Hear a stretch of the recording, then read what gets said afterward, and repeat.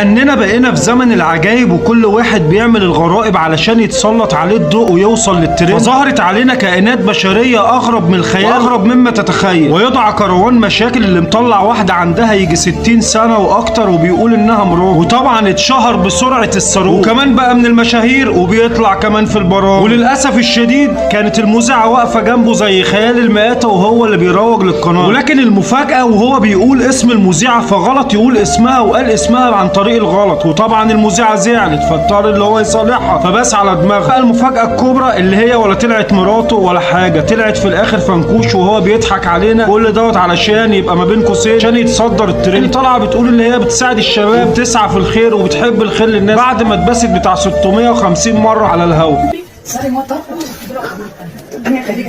لا مش متجوزني. انتصروا مراتي على قناه حرم الكروان مشاكل مشكله، انتصرونا بكل جديد ان شاء الله. حبيب